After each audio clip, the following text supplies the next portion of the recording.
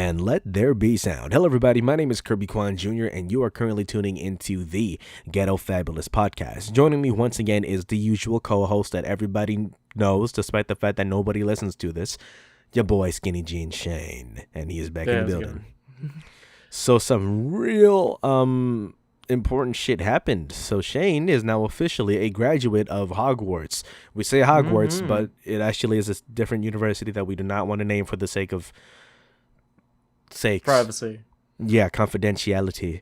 Yeah. So what did you so how has this moment been treating you? Is this like a life-changing moment? I mean, everyone's been telling me, right? Like, hey, you should take a break now. It's just like, really? Yeah, okay. So I've just been kind of taking it slow for a little bit. So it doesn't really feel like any like different from like how your life has been prior to this moment. I mean, I just feel lazier, to be honest. I haven't really been doing anything. You lazy sack of shit. Sometimes. Not always, though. But yeah. Okay. Right. Because what we're going to be talking about today, and I had to fucking like mentally prepare my shit for this. I mean, prepare myself for this shit. Deep breaths. No, you deep breaths, dog. No, I'm joking. Deep breaths. I am deep breathing.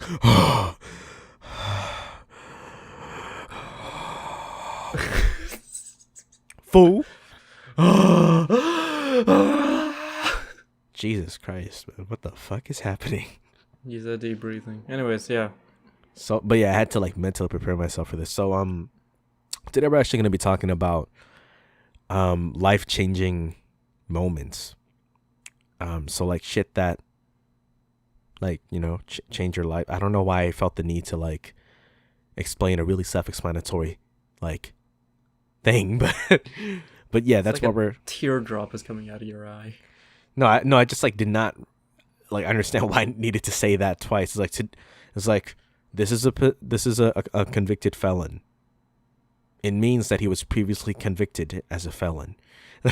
The most redundant shit ever. Anyways, this is a hot dog. It is hot dog and sausage. Continue, please. Hey, if you look at my waveform, it's just like that joke that you just made. It fell flat. Huh? Who? I guess I'll start by talking about something that is really time appropriate at the time that we're recording this. The date that I'm recording this is October 20th. And I'm going to be talking about sort of something that I hold pretty personally and that only like a select few know about. In fact, Shane doesn't even know about this fully, so you're going to learn today. You're in love with me. How did you know? No, I'm joking. But yes, please continue. All right, so where should I start with this? I'm going to be talking about someone that means a lot to me. And usually when I talk about somebody, I always give them a fake name. Like I was about to fuck up, but I would give like them a fake name. Like for example, in one of my videos, I called my friend Carly. I don't know anyone named Carly. Well, at the time, at least, I think I might know a Carly now, but at the time, I didn't know anybody named Carly. How about Nelson? I don't think I know anyone named Nelson either. Me neither. All right, cool. Well, we both know who we're talking about. No, I'm not talking about him. So, because I don't know anyone named Nelson. The person I'm going to be talking about is Olivia. Okay.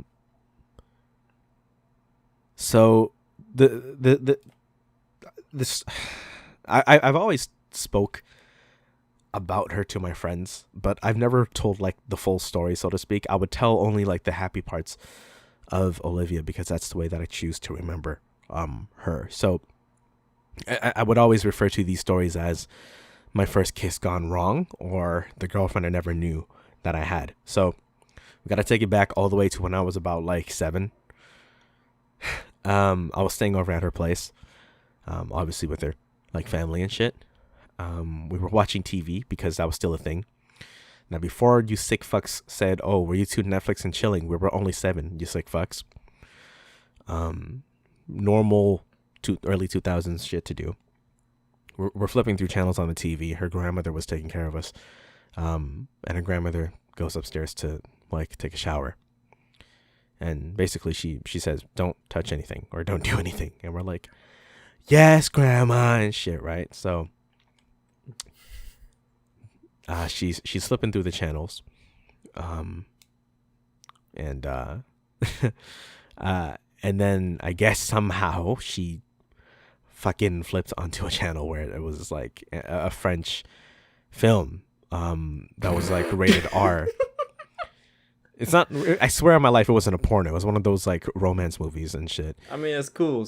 And then you started with French film, but go on. Well, I mean, like, here's the thing. Like, I don't speak French, but fam, I know French when I hear it, bro. Like, sacre bleu, you know. So, it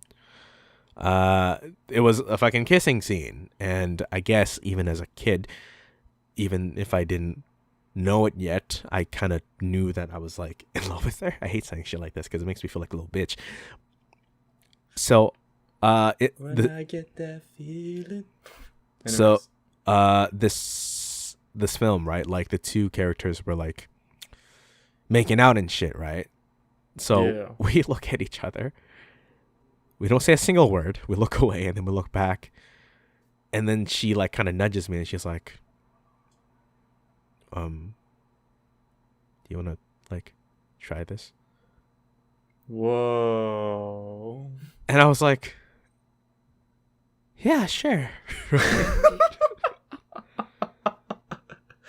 Yes, please.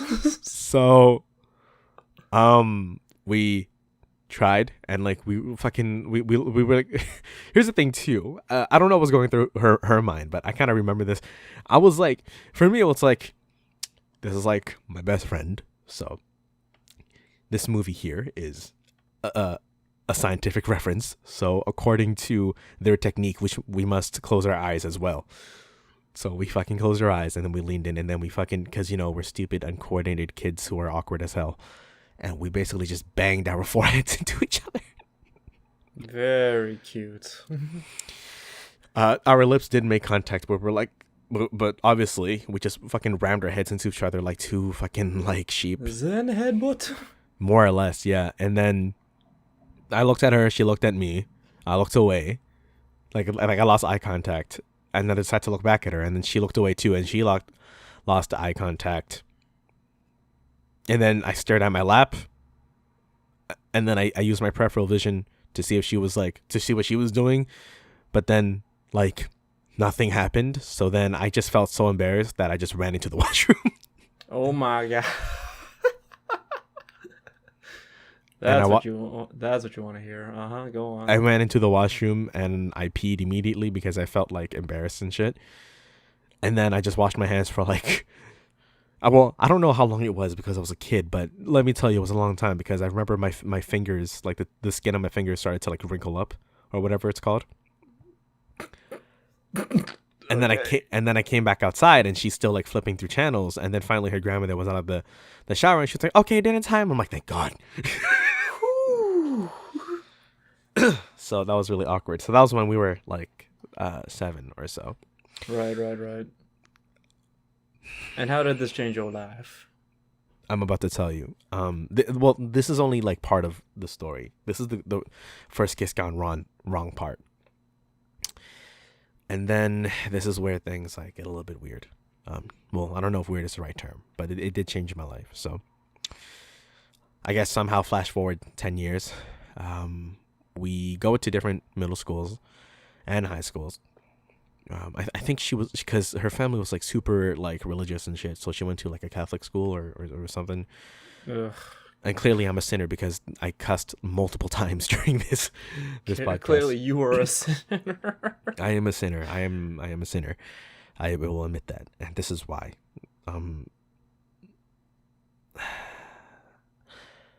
So one day after school, I would always walk her home, basically during high school, right? Because the thing was, my parents get off work at 4:30 at the time. School ends at 3:10, I think, at the time. And same thing with her. So I would have a little bit of time to spend with her every day, and I would like walk her home or just go on walks with her or whatever, and then walk her home. This is the part where I say my girlfriend without knowing that I never knew I had. This is that story now. Still Olivia, sweetest person ever. We're talking, we're walking, we're having fun. Now, even though I said that her family's like hyper religious and everything, she never cussed, she never swore or anything, but she was kind of like a bit of a rebel, so to speak, I suppose. Mm-hmm. And I'm not saying that like I'm a like scaredy cat either, but I was just a lazy fuckface. And what I mean by this is one day we were walking home, and then she wanted to just go to the woods and just chill a little bit longer, right? Now, where I live is like, it's near the woods, but from my school, I would never need to go there. So my lazy ass was like, no, I don't think I want to walk to the woods. I want to go home. More or less, yeah. I was like, I want to go home. It's almost 4:30. My parents are expecting me home by then, because my parents love to do this thing where it's like, yo, Kirby, as soon as you get home, shower your snake ass, and then we're going to have dinner together. And I'm like, cool. So I told her, like, I'm hungry. I skipped lunch. Oh, shit. And so she ended up walking into the woods on her own. There's food to be had, woman. No, this is where it gets serious. So she walks into the woods alone, and then I told her, I'm like, I'm going home. And she walked into the woods, and I was walking home, right? I reached my house, I put my key into the door, and then something in my gut just told me, why did you walk away? So I locked the door back up, and I go into the woods. She's not there. Like, I went through the whole path. She's not there. So I just assumed that she made it home safely. So I was about to go home again. And then, once again, my gut was like, you should check up on her. So I tried calling her. Answering machine. Tried calling her again. Answering machine. My gut told me she's not mad, but something is wrong. So I walk over to her place. My parents are blowing up my phone at this point. I walk over to her place. I knock on the door. Her mom opens. Not just her mom, actually. Her mom, her cousins, and her dad wasn't home yet, but her mom opened the door. And then her cousin was standing there. And her cousin does not live remotely close to where Olivia lives. So, in my mind, I know something is wrong. Her mom comes up to me and asks me, have you seen Olivia? And I told her, the last time I saw her, she said she was going into the woods.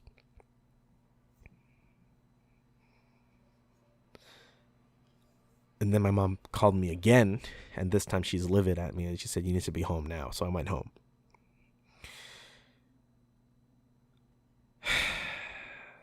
So for 2 years, I didn't know what the fuck happened to her.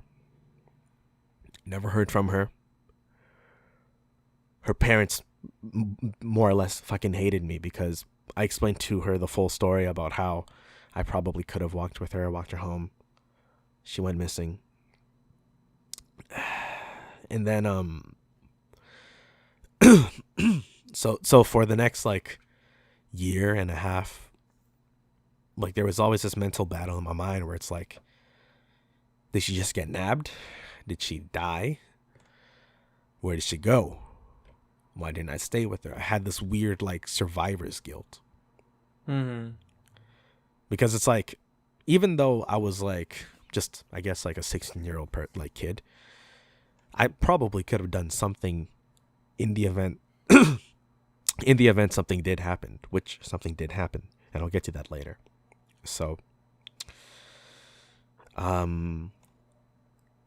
I try to like forget about her, but it's hard, right? Because I just told you this really beautiful story about how when we were 7, we had my first kiss gone wrong, right? Mm-hmm. So I'm thinking, about her every day for like the next few months after. Well, I used to think about her all the time anyways, because I would spend time with her, but like, this is different now, because it's like, what have I done? Where is she? Like, what happened? Why did I just leave her? I keep on thinking that for like the next like 6 months or so. Eventually, my brain got distracted by multiple things, right? I kept on distracting myself by drawing, because I was really good at drawing back in high school, by like trying to make music or whatever, starting cosplay, in fact, around that time. And I kind of, I don't want to say I forgot about her, but, and nor do I want to say I got over it, right? But like, I was at a place where I wasn't depressed. I was at a place of contention. Like, I was just content with life, right? And then another thing, and this is another semi-life changing thing. At that point, I was starting to get to take like stunt work very seriously, and I was pushing my body's limits, right? Like dropping weight, gaining muscle mass, and then dropping weight again to try out something new. I tried professional wrestling and stuff, and it took a toll on my heart, literally, because, well, long story short, I was having like heart problems. So I was like, fuck, I don't want to like put myself through this, right? I don't want to. Essentially, what I'm saying is I could have fucking died. Jesus Christ. That's how hard I was pushing my body. I could have fucking died. And I guess my genes were just not ready for that. My genes was like, bro, you supposed to be a lazy motherfucker. Why are you like so amped up right now with all this adrenaline and all this like physical activity, bro? Be mellow. Be marshmallow, right? So I became marshmallow again. I chilled out for like a whole year. So now I'm like 17. Summer of 2014. I get a phone call. Sorry, I forgot to mention this. At this time, I was volunteering at a hospital, sort of a hospital / senior home facility. And I would bus home, right, every Tuesday. I would bus home, and then I got a phone call, and I recognize this number, but in the sense that it's familiar, but I don't recognize who this is, because at this time I had a different phone. So I don't answer while I'm still at the volunteering place, because I was fucking calling out bingo numbers for seniors, right? So I get on the bus, and I don't think much about it. I look at that number. I'm like, I fucking know this from somewhere. I don't know where, but I fucking know this from somewhere, right? So I'm on the bus, and I'm just like still fathoming about this number. This number calls again. And something in my gut told me, like, Kirby, just pick up the phone. Good things are ahead of you. Just pick up the phone. I pick up the phone. It's Olivia's cousin. For the sake of privacy for her, because I'm not talking about her, we'll just call her Susan. Sure. So Susan calls me, right? And she's like, is this Kirby? And I'm like, well, I do this thing where if I don't know who you are, I change my voice before I find out who you are on the phone. Oh, wow. Just because I'm insecure, especially back then when I was like 17, 18, whatever. I was like, sure. Who is this? Why are you calling? Where are the other drugs going? And shit, right? Okay, nice. I didn't take it that far, but that was the type of voice. Mm-hmm. And then Susan was like, cut the crap. Is this Kirby or not? I'm like, who are you? Like, fucking, who are you? And then she goes, I'm Susan. Who are you? Like Susan tells me, I'm Susan. We found Olivia. I couldn't say a single thing. When that happened. And then she kept on saying, Kirby, are you there? And shit, right? I couldn't say a single thing.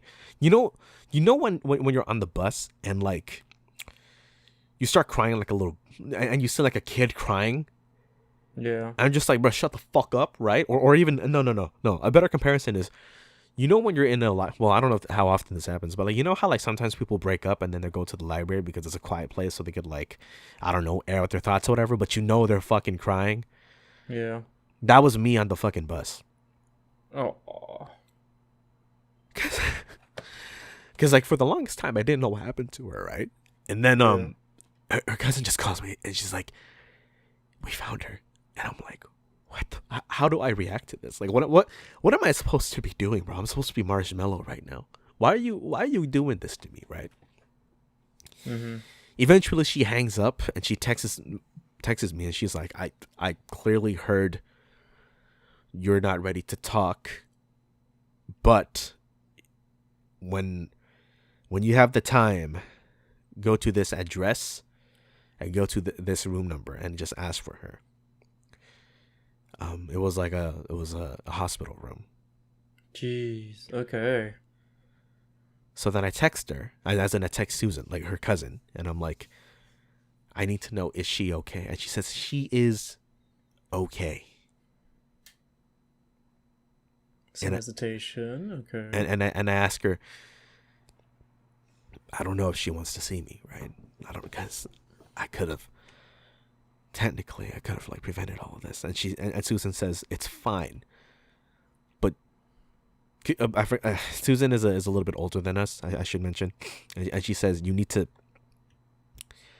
And she says, just the first thing that she told me that made me like fucking like cry like a bitch was Susan was like, I don't blame you.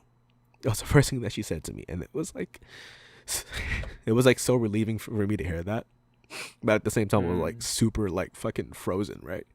Yeah. So she was like, first things first, I don't blame you, so if you want to see her, right? So take your time, you got this. After I sat down and I thought about it for like a week, I text Susan. I'm like, is she still there? And then she's like, yeah, Olivia's still there. I'm like, all right, cool. So I went to the hospital room. Well, firstly, I'm lying. I went to the hospital. I went up the elevator.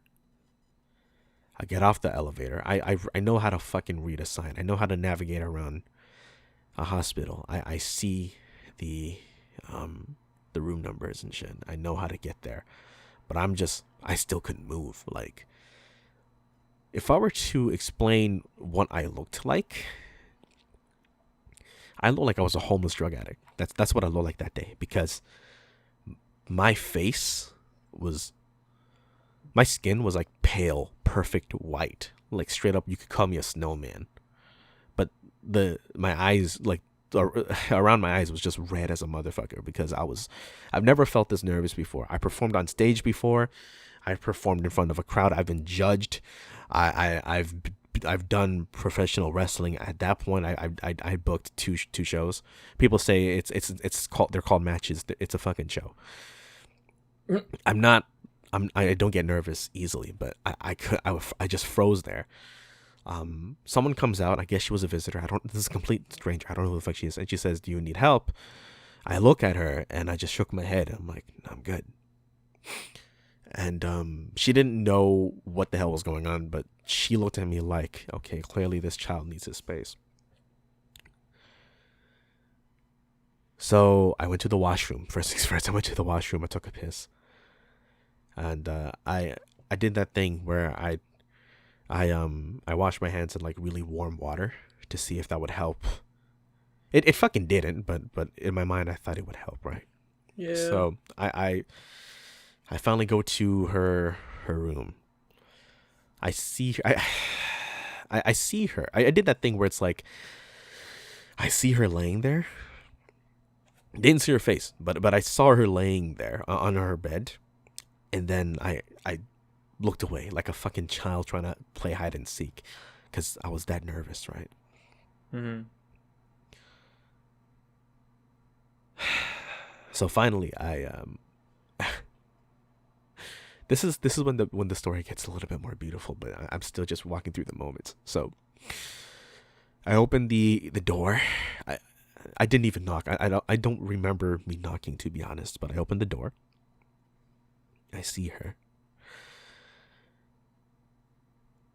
The first thing I did was I just ran to her bedside and I started crying and I told her I'm sorry.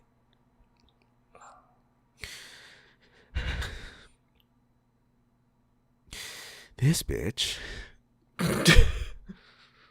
she pats my head, and it's not like in a cute way. She like kind of like knocks my head with her palm. So then I look at her and she's smiling, right? She's crying like a little bitch too. We're both fucking crying like little bitches, but she's smiling and she says, "Leave me again and I'm breaking up with you." Dude, I don't know what the fuck was happening, in the sense that I just fucking missed you. Like literally, you've been missing for, like, as far as I know, 1.5 years, 2 years. And the first thing you say to me is, if you leave me again, I'm breaking up with you. That's like so many mixed emotions. So I stop crying now, and I'm like confused and shit. And then she finally embraces me and she hugs me, right? Mm-hmm. And I just like, I started crying again. I started crying in her arms for like what felt like fucking 5 days, dude. And then finally she says it. She called me a bitch. And like I said, this is like when shit gets a little bit more beautiful. So,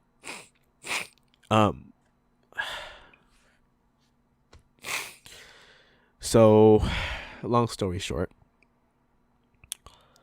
I guess we started hospital dating. And this is the part of the girlfriend I never knew I had, because I didn't recall confessing to her or whatever. I've known her for all my life, more or less, but I don't remember recalling when that was a thing, right? But let me tell you something that I've noticed about her. Her appearance is different. She used to have really puffy cheeks that I would always like play around with, because I'm a fucking degenerate kid. And now she has really strong cheekbones. She is noticeably thin, like unhealthily thin. And I've only spoken to her at hospital. I've always lied to my parents when I said, at that time in the summer, I'm going to see a movie. I'm going to the arcade. I don't know what made me think of saying that, because arcades were not a thing at that time anymore. But that's how much I was madly in love with her at that time. And but the thing I noticed was, for lack of a better term, Olivia was noticeably unhealthy. Hence hospital, I guess. But if it wasn't made abundantly clear, and I about a month in, I finally asked her, because school was about to start. I finally asked her. I was like, "When are you getting out of the hospital?" I forgot to mention, actually. Every time I try to ask her what happened in those like years, right, where she went missing, she would get mad at me and she would tell me, "Never ask me that. Never ask me that. Stop fucking asking me that. I told you she was the purest thing ever. She would never swear." And she cussed at me. She said, "Don't fucking ask me what happened." So I wouldn't, because I wanted her to be happy at that point. I didn't want her to go away, for lack of a better term. So I never asked her that. So I'm in school again. I'm for the first time, I felt happy because I'm with the girl that I guess I've always been in love with, and there's some complications, but finally it's happening. She's back. She's here. I get a text from Susan, her cousin. And she tells me, "Hey,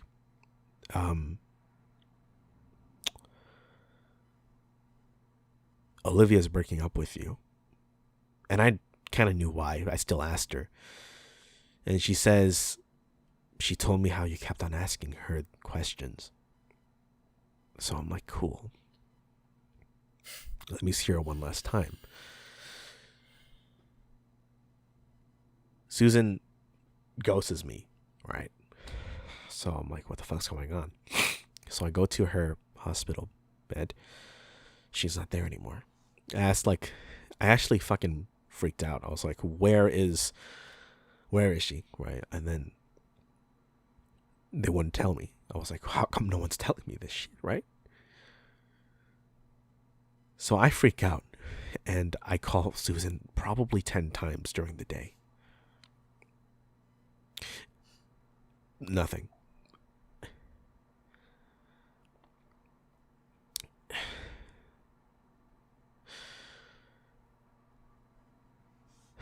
So then she eventually, as in Susan eventually tells me, look, she's at a rehab,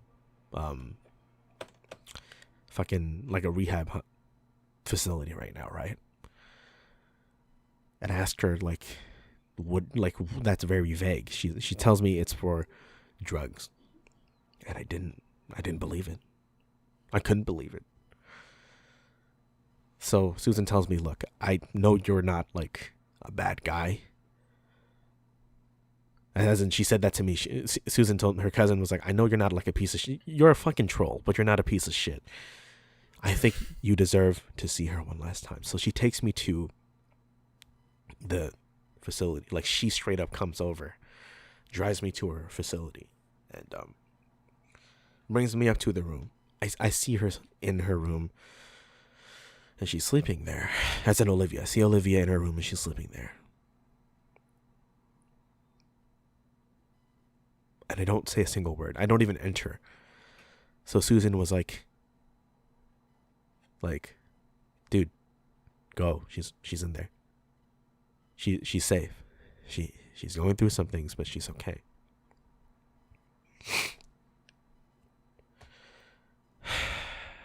So I walked away. I hugged Susan and I thanked her greatly.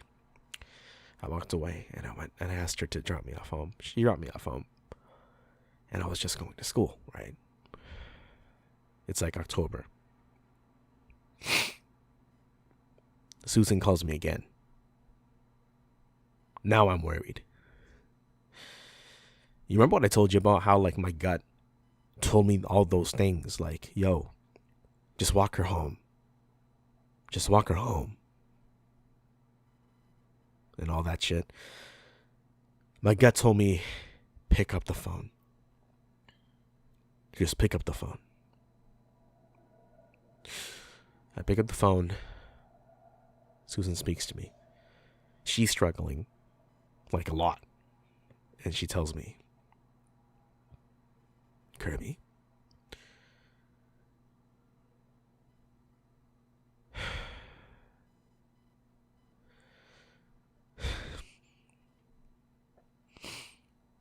she tells me that Olivia passed. So,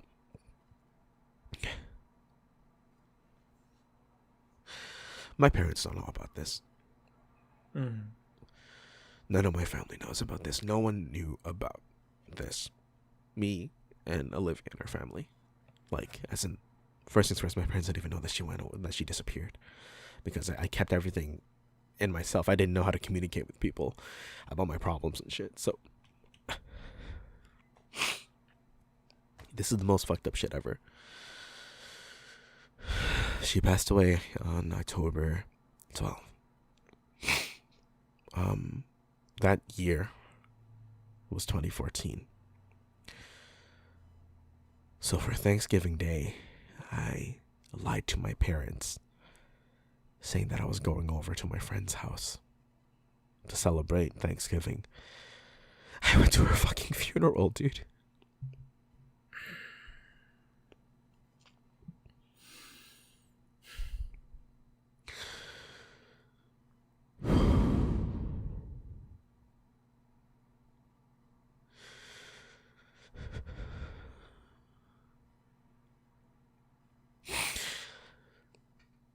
So, the next day I still had to go to school because no one knows that this is happening to me.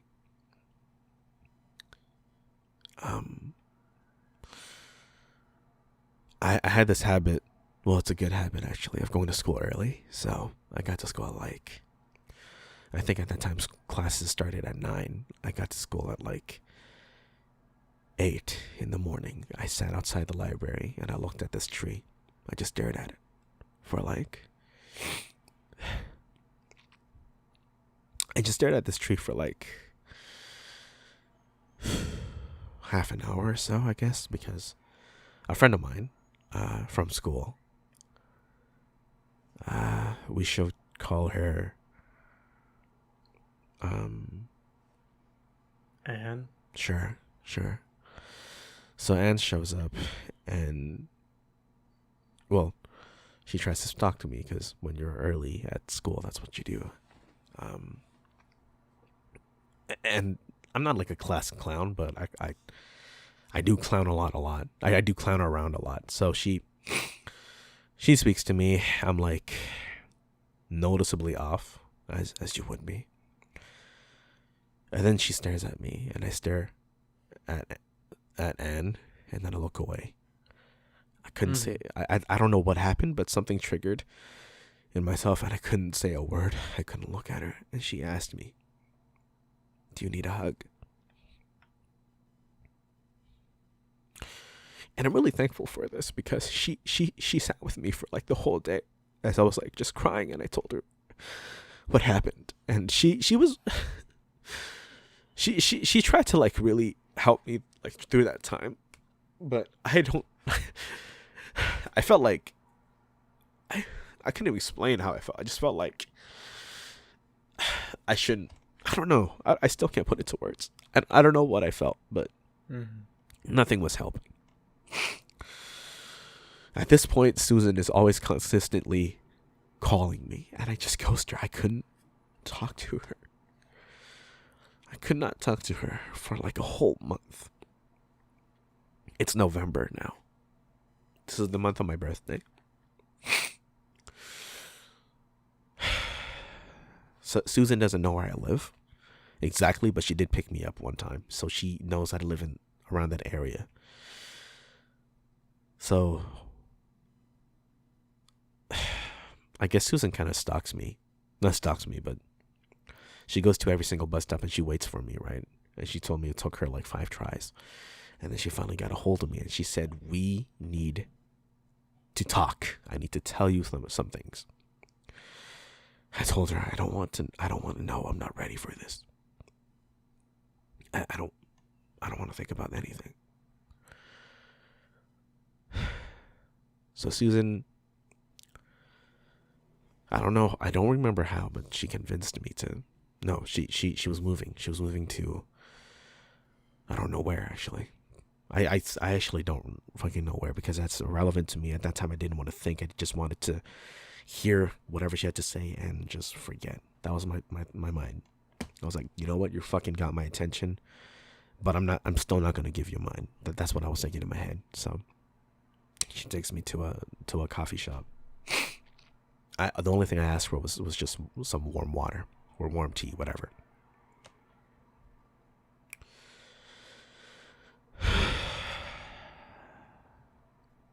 This is when I found out what fucking happened to Olivia when all those years.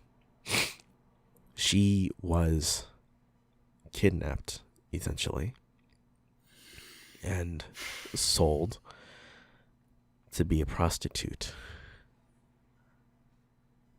And then I guess she started doing heroin and she became disobedient and she started like basically went no one wanted her, right? So they stripped her naked, raped her and throw her away. She more or less would have died. She remembered her home phone number. Thankfully,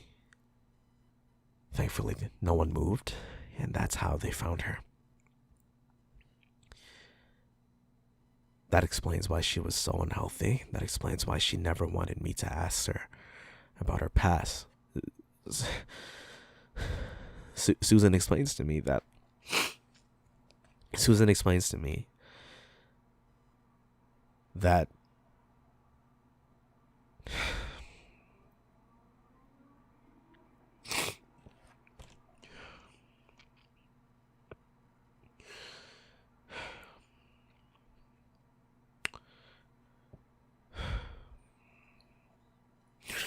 So Susan tells me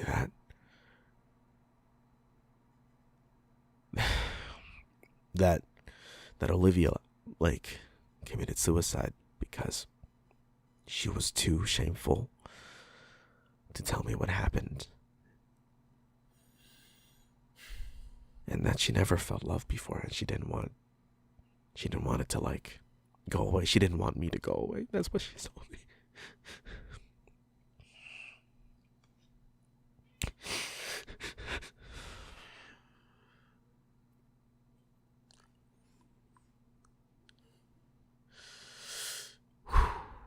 I forgot to mention. So I fell into like deep depression. Mm-hmm. So but quick sort of like fast forward. The way I deal with this now is I always grant myself a maximum of only 10 minutes to sort of like cry about this, right? Let me just say this, Susan. If you're listening to this, you're fucking stupid. Why the fuck would you tell me this shit at that state, bitch? Like, why would you do that? Why? Fucking like 1 month on my birthday. Why would you tell me this shit? Anyways, so all right, so all this shit now I remember a little bit too vividly because it's still fresh in my mind. So I told you I was having heart problems, so I couldn't even get physical to sort of relieve myself of these feelings, these thoughts, these emotions, right? I gave up on drawing after this. This was actually the last year because I completed all of my art courses at high school already because I was just that passionate with art. But I gave up. I stopped drawing. Let me tell you this too. I'm a fucking god at drawing at that time. Like if I told you that, if I showed you my shit and I told you, yo, this was drawn when I was 14, you would be like, fool you lying. Motherfucker, I was a fucking prodigy. I dropped all that shit. Never made another song again. Never even wrote. Stopped listening to music, nothing, right? I couldn't do shit. What did you call her? Anne, right? She sees me, right? She sees me fucking transform myself from this like fucking class clown to this like super quiet, strange looking, damn near gothic emo kid, sort of, not really. But there's this one class called Writer's Craft, right? At that time, I forgot to mention this was my victory lap for high school. So I had like a spare and shit, and during my spare, I would just kind of turn up with friends and shit and pretend to have a good time and shit. But the thing was, I didn't have an outlet for me to sort of express myself, to sort of get this shit off my chest and shit, right? So I was having like, for lack of a better term, I just really miss her, right? Mm-hmm. And I was just, I knew my parents couldn't help me because they don't know about this, like any of this. Yeah. And then eventually I told my parents, of course, and my mom called me a bitch like she does. Yeah. And then she eventually realized the severity of it, and then she like comforted me and everything. But I was, I guess, depressed, and I wanted to fucking kill myself, right? I was having all these like really dark thoughts. And I'm going to explain something that my high school friends might be like questioning. How come I always wore that one hoodie so often? Was because it was huge, and I was hiding the fact that I couldn't sleep properly. I didn't sleep. I did not sleep. I barely ate. I found myself kind of like binge eating, and I was just not taking care of myself. Strangely enough, the one habit that I was able to keep up was to wake up at 6 a.m. in the morning. I mean, it helps if you don't sleep and go to school. Except for math class. I fucking skipped math class all the time because that requires you to think. I didn't want to think about anything. I just wanted to go. But thankfully for writer's craft, I'm not going to tell you like the teacher. I'll just call my teacher Karen. So Karen, she, at the beginning of the class, I forget exactly how this happened. At the beginning of the class, she told us to like write down an anecdote. At that time, Olivia was still alive and I was still seeing her. So I didn't have like a fucking traumatic anecdote or whatever the fuck besides my heart problems. I remember she told the class about how she lost her best friend at the age of 17 or 18. At that time, I was 17 or 18. So I don't know how I remembered this, but I remembered this. So I stopped skipping classes and I went to her class and I spoke to her and I told her everything. And she really like related with it. So she told me, how about this? Let's knock down two birds with one stone. How about you do your assignment is to write about this, because clearly you need a fucking way out. Well, she didn't cuss, but you get the point. She was like, clearly you need to like fucking fix yourself. So how about for your assignment, what you do is you write about this whole incident. Express yourself in a way that fits the criteria of these assignments and shit. And how about you don't fucking die, basically. I wrote these two pieces. One of them is called Olivia's Voicemail. It was a microfiction, so it was like just about a page. And she saw it and she cried when she read it. Another piece was at the time incomplete, and I never named it. I originally named it So Far Apart. I eventually settled on therapy because it was my therapy. It was my way of dealing with shit. So,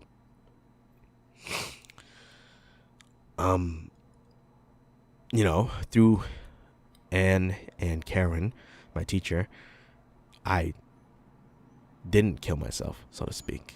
And I found this outlet where I could write about this shit and, like I said, not kill myself. So my next birthday, Anne actually gave me a notebook. And she told me, in a way, she told me, don't kill yourself. I know you like to write things. Write everything here. That meant so much to me. I actually never used a single page on that. I have it. It's in my hand right now. It's a fucking panda filled, like the cover is like a hardcover. There's like pandas all over it. It's one of those notebooks where it has like an envelope at the end of the cover. There's like this like elastic band to keep the two covers like pressed together or whatever. I have not used a single page on this. And there's a reason why. It's because I told myself I shouldn't need this. I shouldn't need to write about everything, so to speak. Like, I should be able to contain myself. I should be able to honor Olivia. So now, Shane, you know why I don't drink, why I've been sober and clean for 5 years. It's because I wanted to honor that. I didn't want to. I just... Well, you get the point. Yeah. So, that changed my life in that way. That's what made me a little bit more elegant with my thought processes, with how I approach life, with how come I don't drink and how come I don't smoke. It's the promise was just for 5 years, because I spoke with Susan and I told her I'm doing this thing. I'm going to be completely clean for 5 years straight until October 12th, 2019, 6:47 p.m. And she said, I'll do it with you. I actually still haven't drank yet. I'm still perfectly clean. Outside of caffeine, that's, I guess, the one drug I kind of allowed myself. Perfectly clean. That's how this development turned into I'm not going to say a healthy lifestyle because I'm still a fucking degenerate and I don't take care of myself properly, but a potentially less uglier lifestyle. That is how all this shit changed my life. You only have like 20 minutes to follow up my act. Dude. Let me tell you this though. Whew. Now that I have that shit out of my chest, I do feel significantly better because that's why I told you. Because before this podcast started, I told Shane I had to mentally prepare my shit for this, and he didn't quite understand what I meant. She was like, "What did you do? Did you read a book or some shit?" I'm like, "Nah, fool. I fucking dug deep into my fucking past to fucking like prepare for this shit. And now that I have it out of my system, I don't really care if anyone listens to this. This is for me. This is part of that therapy that I wrote about."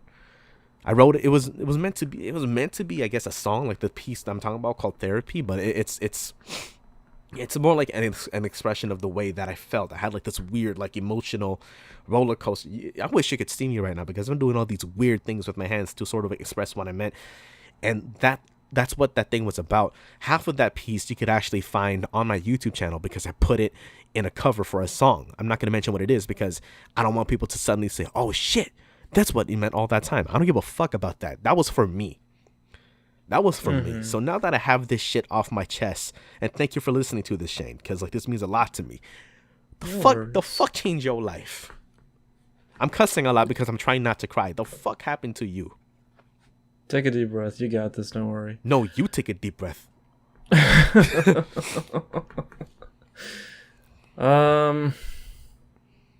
I will take a sip of water because I fucking need that. Yeah.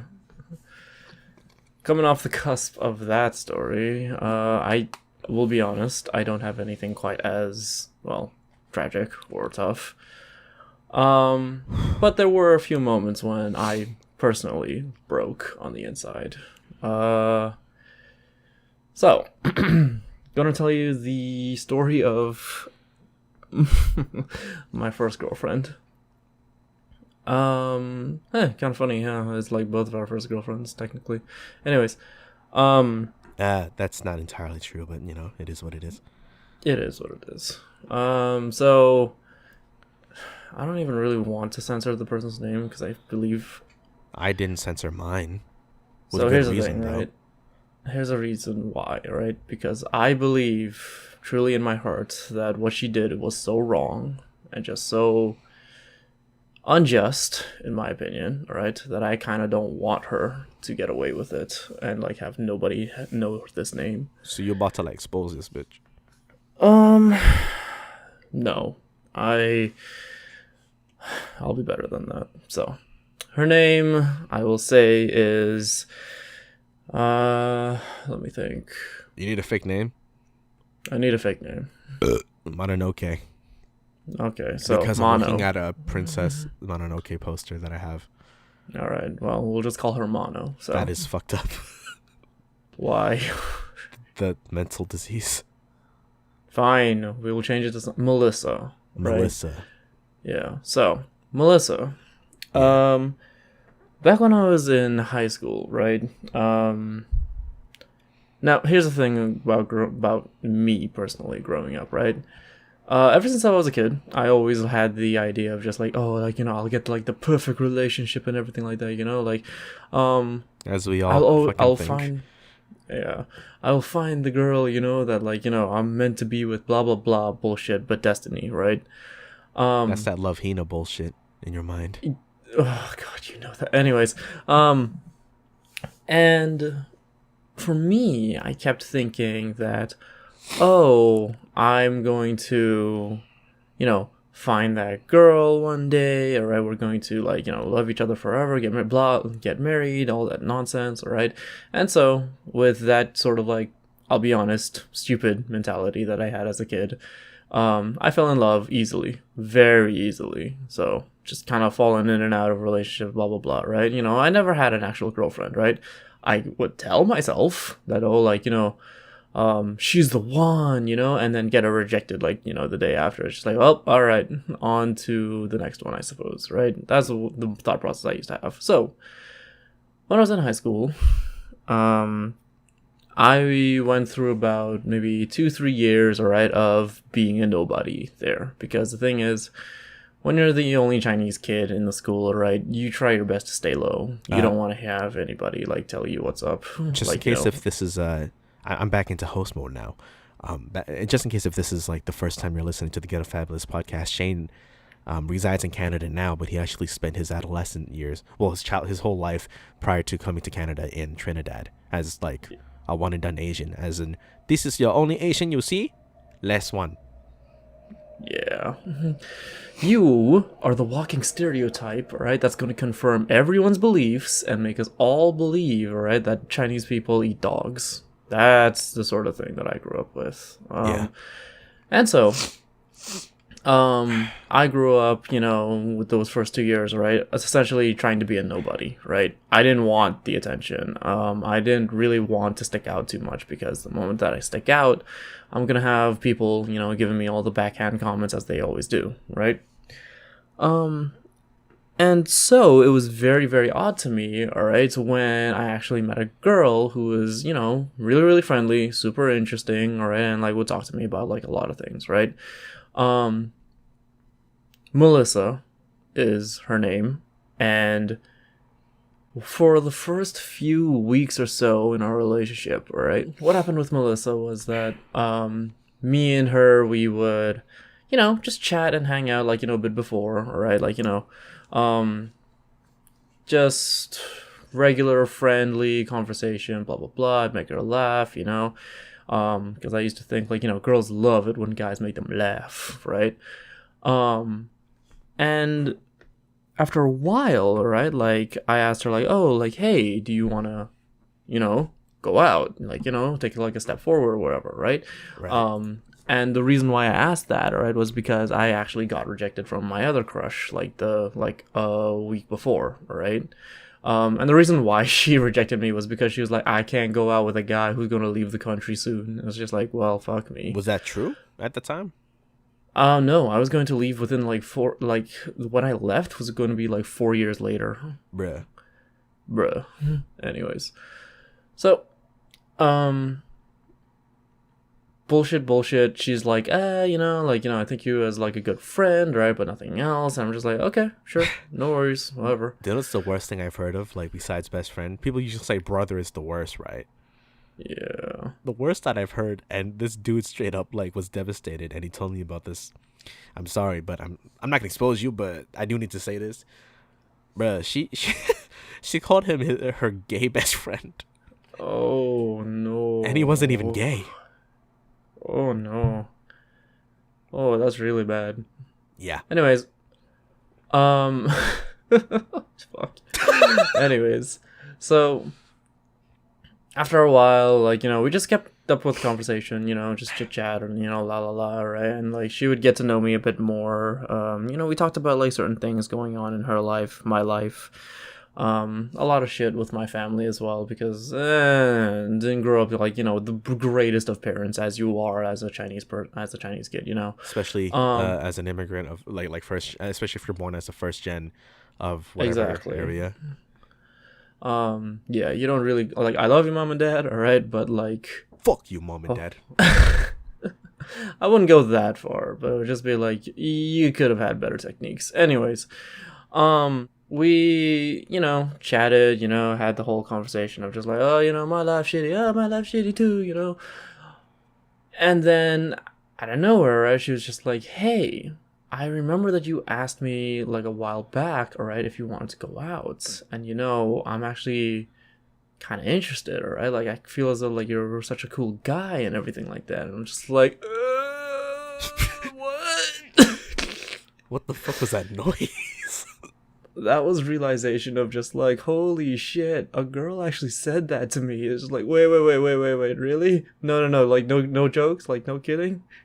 You made it sound like she grabbed your balls and squeezed them as tight as possible. That's the noise you were making. Well, it wasn't my balls, but it was certainly my heart. It sounded like you were about to turn to Fetty Wap. Baby, would you come my way? Anyways. And after that, I thought about it for like a day. And I said, yeah, let's do it. All right, let's go out. All right. And she was just like, sweet. All right. Like, let's hang out, like, next week, for a movie and whatever. Right. I was just like, great. All right. I'm leaving for Canada that day. Yeah. I was taking like a small trip, just to see like my two sisters and see what life would be like here in Canada. Oh, so this is before you moved to Canada. You were just visiting. Exactly. Okay. Yeah. Caught up. Left. We chatted online, blah, blah, blah. She knew that my birthday was coming up, right? She was like, oh, like, I know that I'm your first girlfriend or whatever, right? Like, I want to be your first kiss, right? And she wanted to do it for my birthday. And I was just like, I'll be gone for my birthday. I mean, when I get back, it'll be like September or so. Okay. Maybe then. And she's like, all right, sure, whatever. All right. Talk. September happens. We go on our first date. Make out. It was nice. And then we just hung out, like, from then on, right? Just, hanging out at school, hanging out in the malls. And then she would do this sort of, like, weird thing, in my opinion, where she would be like, hey, can I come over to your place, right? And here's the thing. Me growing up as a kid, all right, my parents were never home. Okay.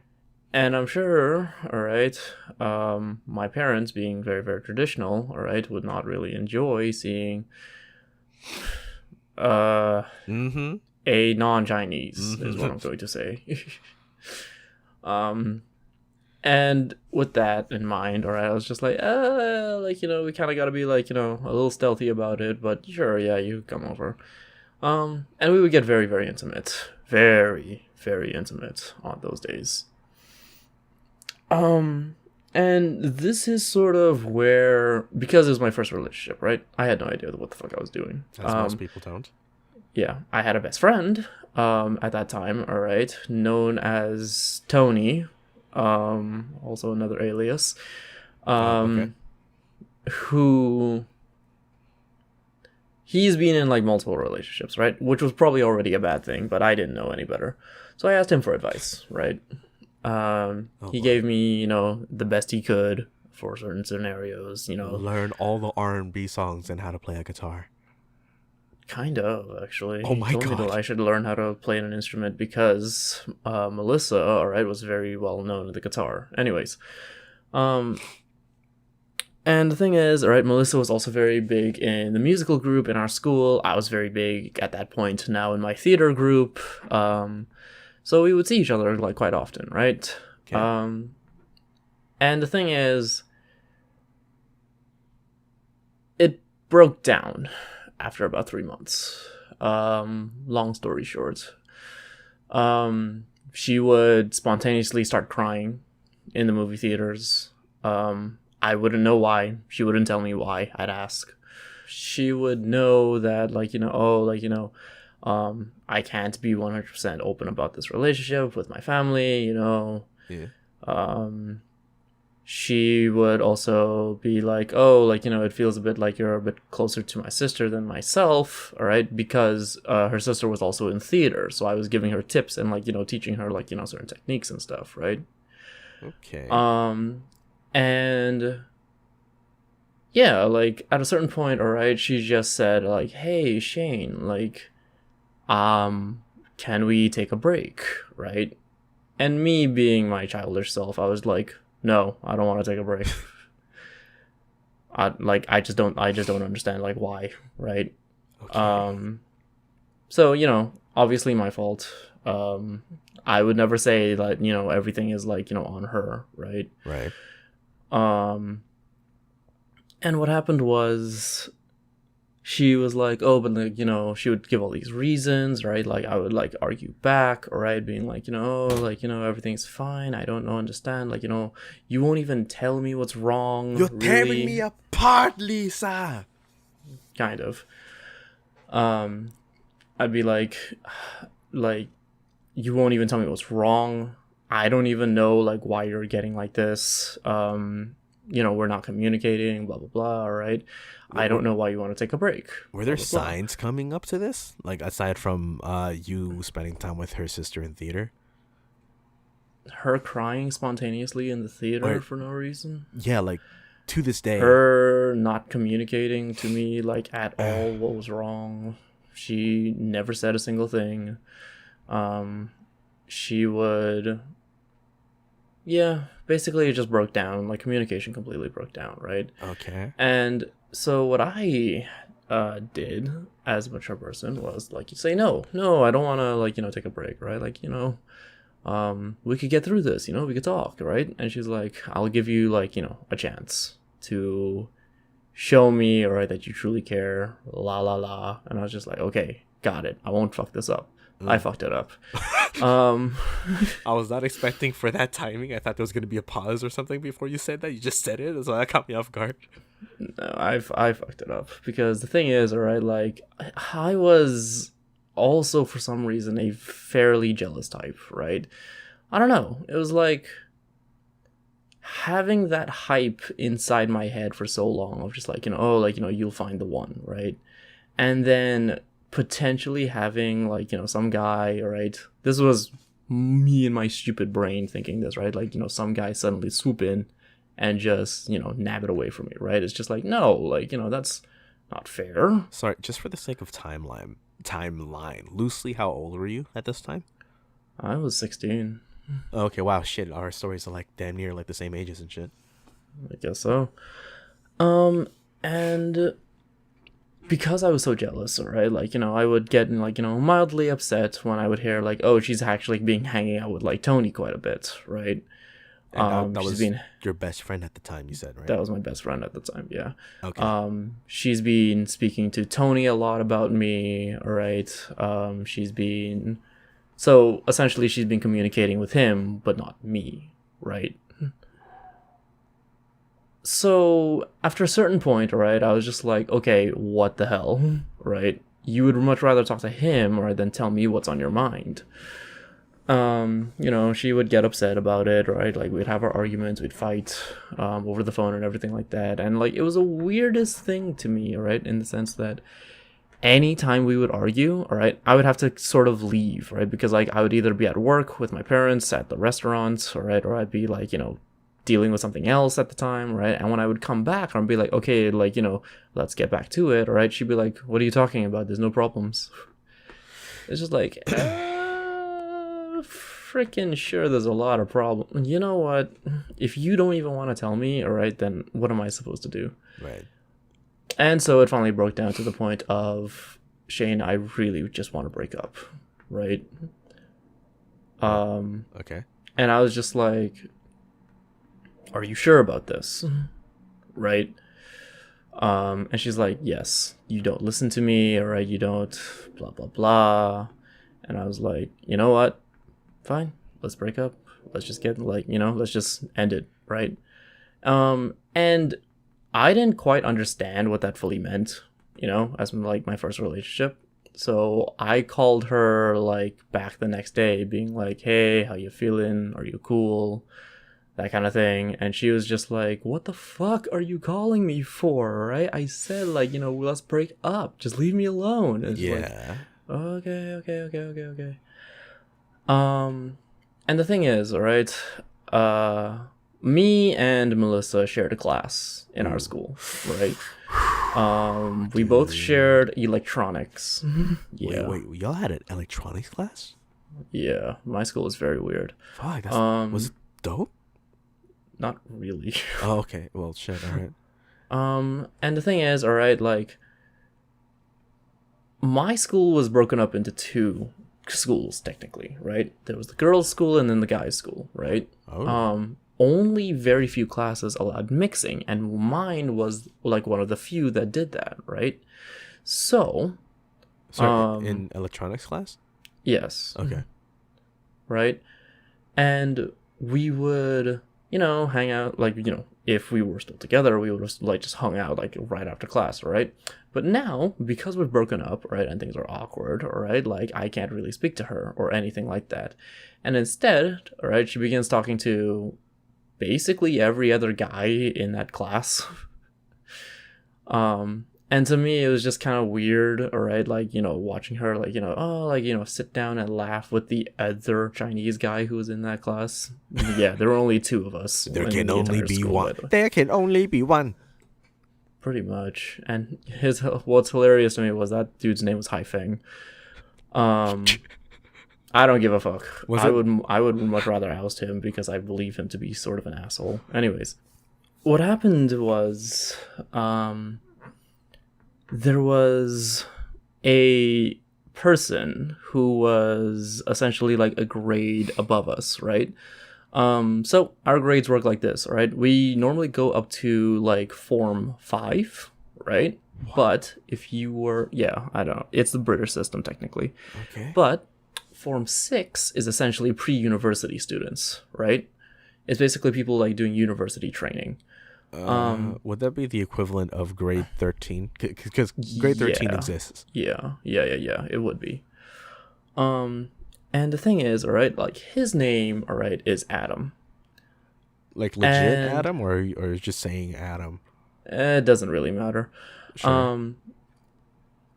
Adam was a sort of, I guess, chubby, tall guy who was in, well, let's just say grade 13 for you to fully understand, all right? Okay. Whereas me and Melissa were like in grade 12, right? So sorry, this was your final high school year then? This was my final high school year, or at least like the first semester of it. Okay. And when we, finished class, all right, like, Adam would be waiting for Melissa outside of the class, right? And he would, say hi, have nice conversation with her and everything like that, all right? And I didn't think too much of it, all right? I was just like, what the fuck am I even supposed to say or do about this? There's nothing I can do. Pretty much, right? And then I would talk to Melissa at a random point, right? Because the thing is, a lot of people started spreading rumors, right? Being like, oh, like, Shane is like, so jealous of Adam or whatever, right? Like he can't even handle it, blah, blah, blah, right? And then for some reason they started spreading rumors that I made a rumor saying that Adam, like, smokes a crap ton of weed or whatever, right? Whatever. What kind of a rumor is that? I don't even know, dude. People are so stupid sometimes. It's not like gossip worthy. Exactly, right? And he would get all offended about it. And the thing is, all right, like, they would also start making, like, rumors like, oh, like, Melissa and Adam were like going out together, right? Like, oh, this must like piss like Shane off so much, blah, blah, blah, right? Here's the thing, right? I was going through the motions. I didn't feel much, right? I honestly stopped caring about school for a little bit, right? I was just trying to get through like the day, right? Yeah. And then after our morning assembly, because that's the way this godforsaken school runs, we started heading to our first period class, right? I had IT, right? And the thing is, Adam like saw me and he called me over, right? And I was just like, okay, the fuck is this? And the guy threatened me. He was saying like, I swear to God, if you don't leave like Melissa alone, all right, I'm going to beat the fuck out of you. I don't care, right? Boy, I know jujitsu. I can break your neck. Are you talking about you or Adam? Or both? No, this is what Adam said to me. Okay. Yeah. I don't care what you think, right? She's not in love with you anymore. She's not with you anymore, all right? I will end your life if I have to. And me being, a kid at that point, all right, I was just like, okay, whatever, bro. I don't know. Walked in, got into class, and then I didn't think of it too much, right? I felt like I would have stabbed him if I were you, because I don't have that same type of self-control. I don't know. If someone says like, "Yo, I'll break your neck," it's like, "Fam, I'm gonna stab you before you can move, bro." I don't know what you're talking about. if you slower than me, even by the slightest, I'm stabbing at least like 2 times, bro. You can't touch me, because if anything, I wasn't strong, but I was fast. Like you. Sorry, I'm amped for Don't you right worry. now. I'm amped for you right now. Sorry. It's okay. Here we go. And what happened was I didn't really process it. I honestly had no idea on how to process it. I was in my class, all right, just going through the motions of what the fuck just happened to me? Who just what did that guy just say to me? All right. Why didn't I stab him? Kind of. And then Melissa messages me, all right, and is just I heard, all right, that you spoke to Adam, all right, or whatever, right?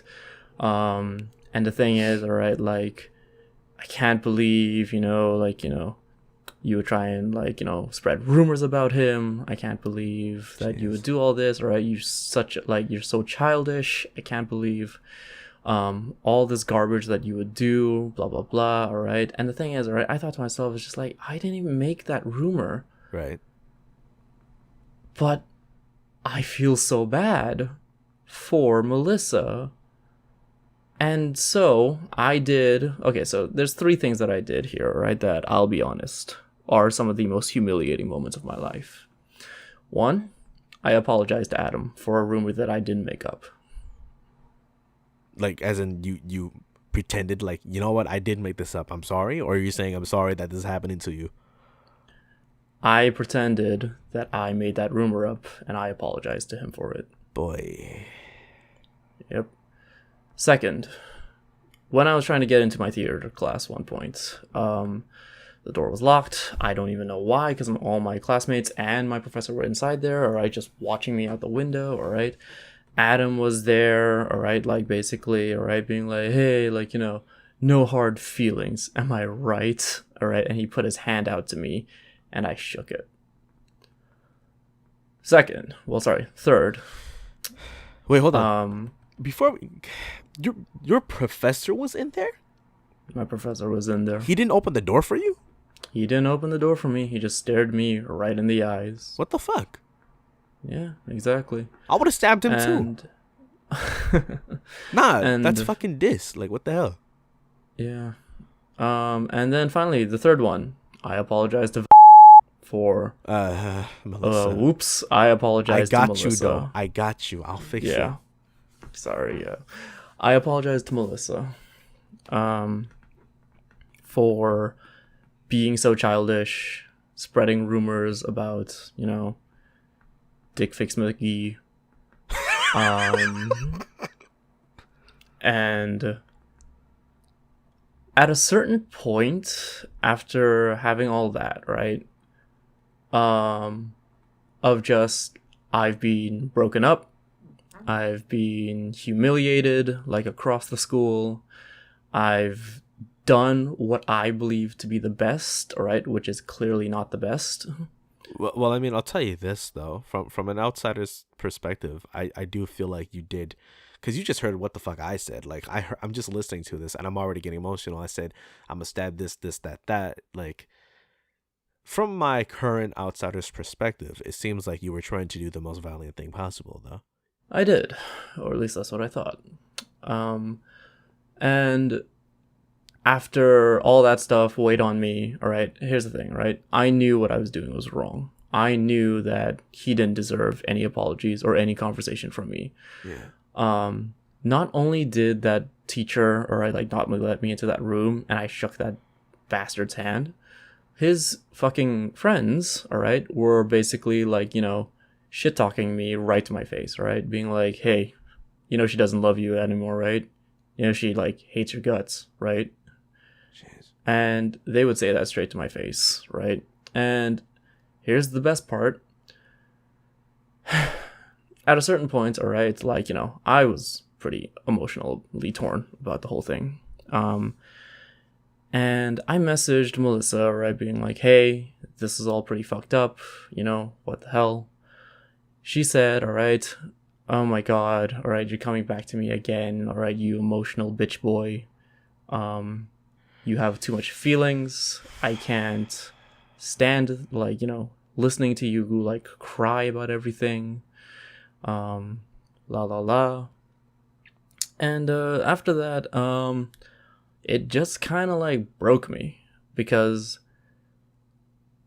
humiliated, made fun of to my face, can't fight back, told that I'm too emotional and that, essentially go die in a hole. At a certain point, Melissa even told me, like, I didn't even actually really love you.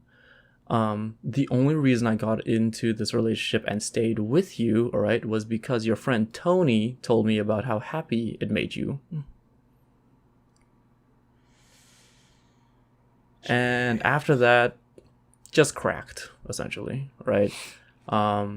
It was a sunny day at school. I was just walking through the halls. I missed my classes, each and every one of them. I didn't care. I was just walking through the hallways. I went to my theater class, the only one that I actually cared about. And I told my professor, hey, I'm feeling really shitty. I want to go home. I'm sorry, right? Okay. And he's just like, yeah, it's cool, no worries. All right, go ahead.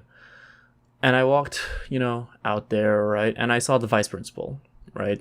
And he saw me, all right, like the look on my face, the demeanor I was walking with. And it was just like, why so glum, chum? And I looked at him and I said, can I talk to you, please? And he said, sure, let me just take care of one thing, right?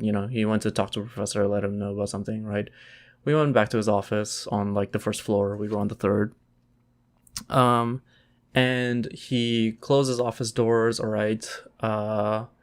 I looked at him, all right, standing, we were both standing, right? Like after he closed the door, I looked at him and I just like cried my eyes out. I just broke down. I couldn't control my tears. I couldn't control my wailing. I was screaming, all right?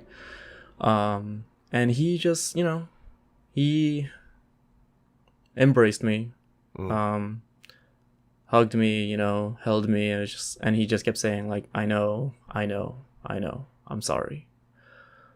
Like, and he actually what? knew about like what was going down like at your school and shit between you and these people? Not so much, but it didn't matter to me at that point. He was like, I know, all right, it must be rough, all right, I know, all right. I was wailing, bawling my eyes out, like screaming. Apparently like the what do you call those people at the front desk again? Receptionists? Yeah, the receptionist. She heard me, all right? I was like really worried or something like that. And he asked me like, hey, all right, like, did you eat anything for the day, and I told him, no, I'm starving. I didn't feel like eating. I didn't feel like doing anything. He went out, bought me some food, all right, sat me down. I was just like, here, well, where's your phone? I was like, here. I just handed it to him, and already he typed in his number. And he told me, if you ever, all right, feel like this ever again, all right, feel free to call me. And then he told me and then he told me stories about like, like how things went down between him and his wife or whatever, right? How he also had like a few mental breaks and all that stuff, all right? He asked me like, do you want me to like call in any of your friends? Do you want me to pull them out of their classes, to come see you? And I told him, no, I just want to go home. I don't want to do anything. I don't want to deal with anything. I just want to lie down in my bed. And he told me, okay, sure, all right. If you need a ride, all right, let me know. I was like, it's okay. I'll walk. I'm fine now, thanks. And wow. Yeah, that was the loneliest, quietest walk home. No one was home, obviously. Lay down in my bed, all right, and I just kind of like fell asleep because I was just so emotionally and like physically drained at that point. And this is like fast forward, all right, for a little bit here. Actually, no, I should mention this. So before the whole debacle with like Melissa and stuff like that, right? I was the star student, right, in English, right, for my class, right? I was one of the best creative writers, is what they told me, right? Okay. And similar to your story, right? I didn't give a fuck anymore. I stopped caring. I didn't care. I didn't care about my grades. I didn't care about, what people thought. I certainly didn't give a fuck about what my parents thought. All right, they would find my notebooks outside, like in the front yard. All right, because I just didn't care. My friends, I assume that they just didn't understand how to deal with any of this. Right. They didn't help in any way. Not only that, but Tony told me, right, you need to stop being a bitch. He told me, right, like, I would tell him, like, dude, I'm, like, not feeling so good, about, like, the whole Melissa situation or whatever. And he's just like, shut the fuck up. I don't want to hear about any of this. And the thing is, after a certain point of time, right, I knew that I had to pick myself back up. I knew it was just like, okay, like, I let school go. I let friends go. I let my life go, essentially, right? Like, I need to start picking school back up because that's the only thing I have left at this point. And when I picked it back up, tried my hardest at, like, math and bullshit like that, all right? I flunked out. I failed out of my high school at that point. Yeah. And, my parents realized, like, oh, there's something wrong with this boy. We don't even know what's wrong with him, right? That kind of shit. They would ask my sisters, like, hey, can you talk to your brother? Right? Like, he doesn't seem well, right? At this time, you said your sisters were, like, in Canada already, right? Like, you were They still were. in Trinidad? They were. Oh. I was by myself, yeah. And I never got any calls from them. They didn't ask me, like, oh, Shane, like, like, what's wrong, right? Like, nah, I never got anything like that. Shit. Yeah, so instead, I found help in Tony's brother. Because Tony's brother, right, was very, very good at, like, math and school and shit. And I'd ask him for help, right, like, on equations and shit like that. Oh, like, just as a tutor, you mean? Just as a tutor, yeah. Okay, And he told me, right, it's just like, Shane, right, like, feel free to come by our place anytime you want, right, because you're essentially like a little brother to us all now, right? And that was like, that was really touching, right? And he was very happy to help me, like, with my math and stuff like that. Same with my theater teacher, right? Like, after I told him the whole situation and how shit everything went, right, he told me, right, like, oh, if you ever want to talk about it, it's cool. Wait, right? Is this the same fool that fucking locked you out of the room? Yeah. The fuck? I don't know. I really don't know. And then I would see Adam every now and then at the school. And he would look at me with this shit-eating grin, all right? I would see posts on Facebook of him and Melissa, right? Melissa would put up pictures, right, being like, you're the one who saved me, right? And the thing is, I told myself, all right, I'm going to shut out all the noise, right, and focus on two things. I'm going to focus on theater, and I'm going to focus on math. Oh, I thought she was about to say English. No. And my professors noticed, all right, like, I fell apart, but none of them really cared to talk about it. The vice principal set me up with the counselor in the school, right, being like, hey, like, he is a professional, all right, he'd be able to talk to you about your problems, right? And we did. And I had some of the most awkward conversations in there, which will be for another time. Sure. And at a certain point, I stopped giving a fuck. All right, I was just like, I just want to finish school. I just want to get done. Right. And then out of nowhere, like, it's been maybe a year after all that nonsense. All right, Melissa, like, messages me. All right, because she noticed that I posted up on Facebook, right, being like, hey, I need a tutor in IT, right? Does anyone, like, know anybody, right, who could help me out with this, right? This was, like, in the literal last year of school, right? Sorry, and she, is this still grade 12 right now? This is, so everything that happened between me and Melissa was, like, the first semester of grade 12. Okay. Yeah. Then in the second semester is when I asked, like, okay, I need help with school, I need blah blah blah, right? Okay. Yeah. And when I asked for help, like, for IT, right? Yeah. The first person to respond was Melissa. Because she said, hey, I'm really good at IT. I can teach you for free, all right? Like, just let me know, all right?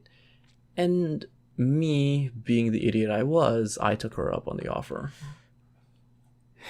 And it was about as awkward and as difficult as you can imagine, because we didn't know how to talk to each other. She would speak to me as if I was just a normal person, as if, like, nothing ever happened. And I would speak to her as if, like, can we make up? Can we hang out? Like, are we friends now? I don't really know, you know? All right. And she would just never explain, like, you know, anything, right?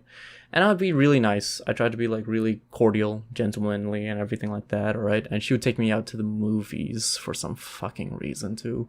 The fuck is wrong with this bitch? I don't know. And at a certain point, right, I stopped, right? Like, we were on the escalators going down to the food court in the mall, right? And I stopped and I thought to myself, right? It's just like, Shane, what the fuck are you doing? This girl here not only humiliated you, broke your heart, ruined your life for like a good 4 or 5 months, and then had the gall, all right, to be like, you fucked up, and you're here, all right, like on the escalator with her being nice. And she picked up on it, all right, because, like, I started going quiet, right? She was just like, what's wrong with you? Like, what happened, right? And I say nothing. I was just like, don't worry about it. And at a certain point, all right, like, she was telling me, like, yeah, so I'm going to be flying out soon to the resort area of the island that I lived on, right? Trinidad. Okay. I'm going to fly out to there, right? And I was just like, that's cool, right? Well, I guess this would be goodbye for now, right? And she's like, yeah, I guess so.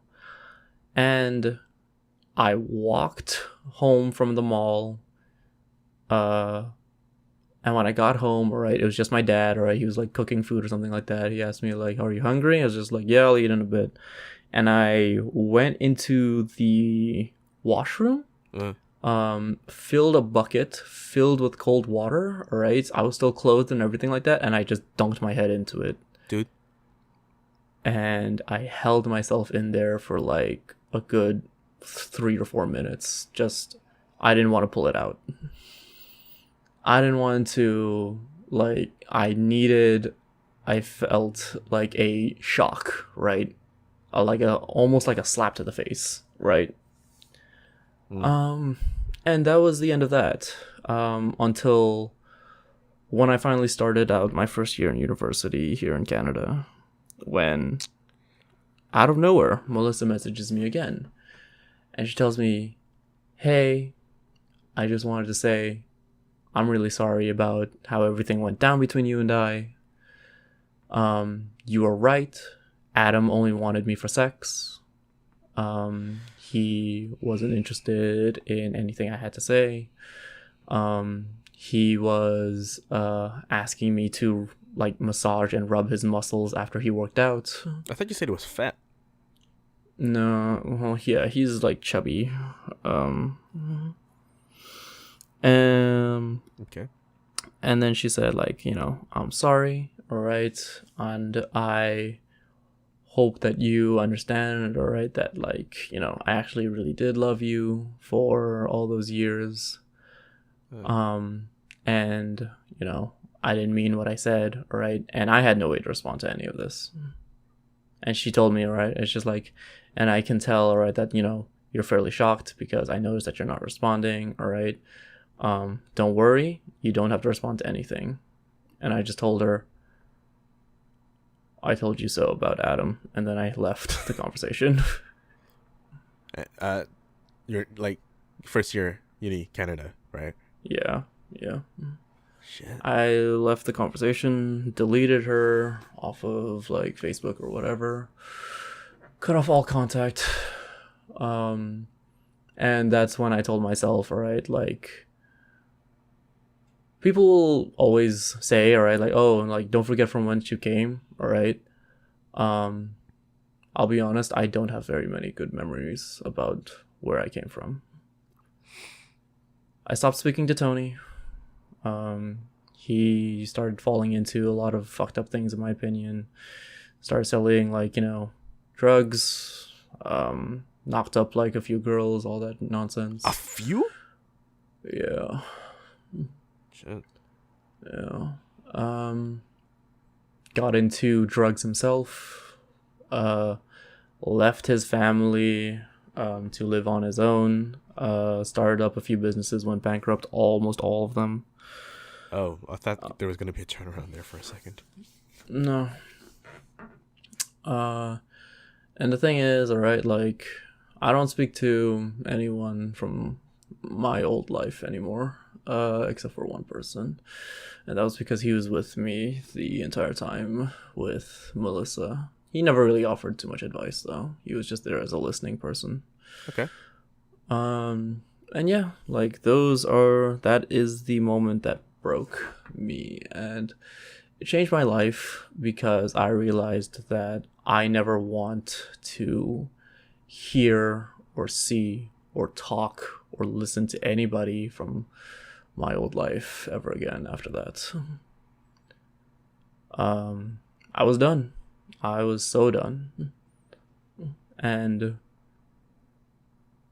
people might tell me, alright, it's just like, oh, you should keep all the good and the bad in your life or whatever, right? Don't worry, like, I'm keeping it, alright? But I will never say, alright, that I should go and reconnect with anyone from that life. Because there were only two people that really helped me through any of this. One was that friend that I just mentioned, and then the other one was that vice principal, and I don't even know where either. Well, I don't even know where the vice principal went. Damn. So yeah, that's my story.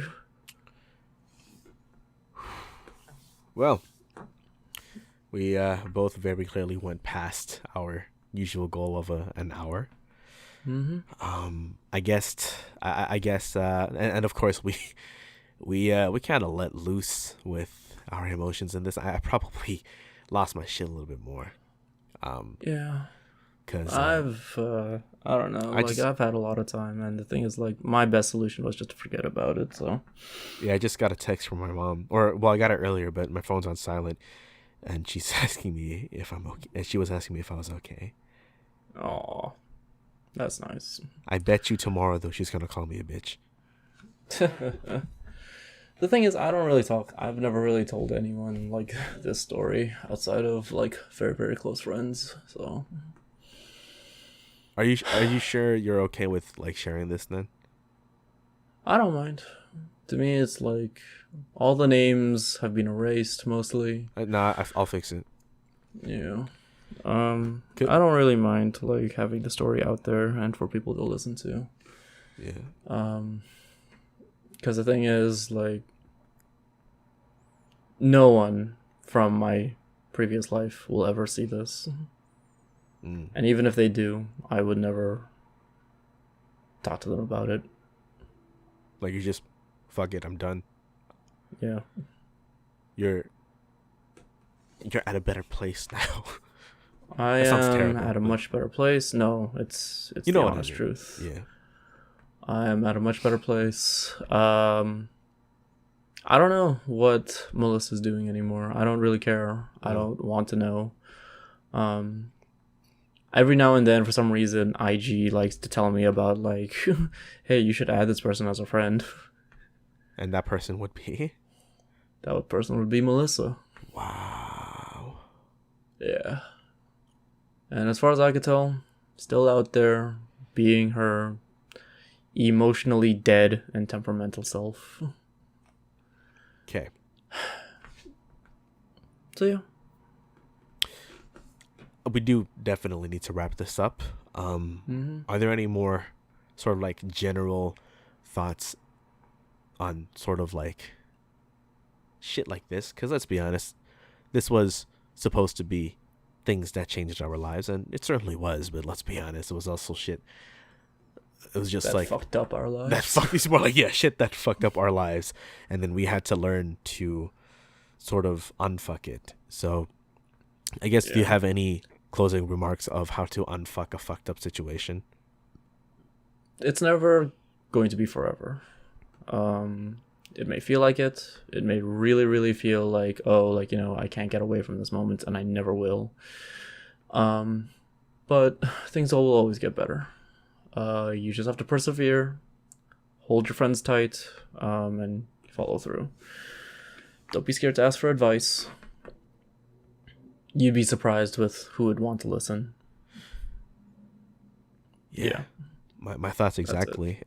Because I'll take the time now to personally thank. You'll recognize these names. Susan, Karen, and Anne. Anne actually sounds nothing like the person's name, because they usually make it similar enough so that if they could listen to this, they will recognize who it is. But thank you, Susan. Thank you, Karen. And well, I mentioned the notebook, so you know who you are. I guess for me, the way that I unfuck situations now is I always tell myself, in X amount of time, when you look back at it, you will call yourself a little bitch, and you don't ever want to be a little bitch now, do you? So I hypnotize myself to unfuck it. But I think more useful things is, I noticed within our two situations is we never spoke to our parents about it. I don't really know if it will help or not, but I feel like that would be a good thing to do. Maybe talk to your like relatives and family and shit like that. And the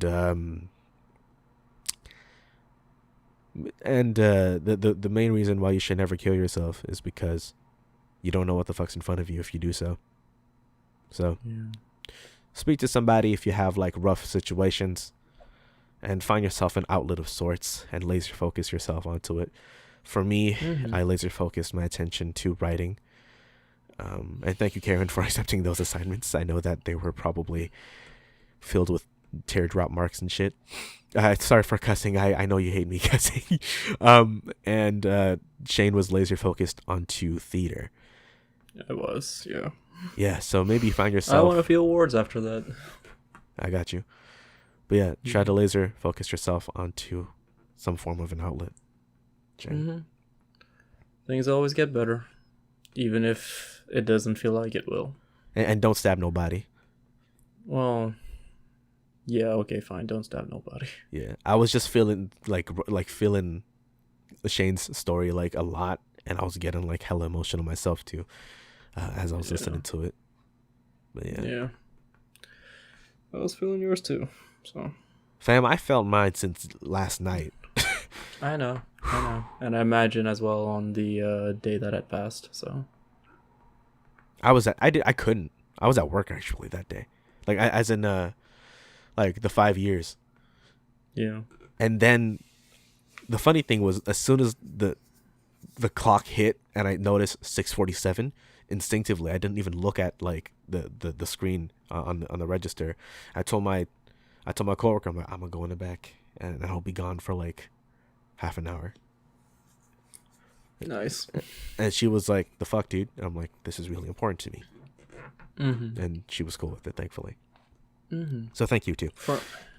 Yeah, that's really nice. Damn, these podcasts are starting to fucking tear me apart, bro. Like, these are getting realer and realer every time. Yeah, I agree. So I'm seeing, well, Shane and I are seeing each other on Tuesday. That sounds terrible, but we are meeting up on Tuesday. But I'm gonna give you like the biggest hug ever on Tuesday, bro. You too. Yeah. Anyways, today was fucking heavy. I was not expecting this much of a bitch of me to come out, but thank you everyone for listening to the Ghetto Fabulous Podcast. My name is Kirby Kwan Jr. Shane doesn't have any public social media, but you can find me on YouTube, Instagram, Twitter, SoundCloud, all under Kirby Kwan Jr. That's Kirby KWANJR. Also, please follow our podcast, the Ghetto Fabulous Podcast, that you're tuning into right now, on all audio platforms. I'm not listing them anymore because they're on all of them, including the big three. Yeah, we made it, including the big three of Spotify, Apple Podcasts, and Google Pass. So please do tune into our podcast. As you can see, we dive deep into this shit, and we are human. I don't always just cuss around. I cry too. And that'll be it for today. So hopefully this helped somebody out there, and hopefully you guys enjoyed it. We're tuning out. Bye. See ya.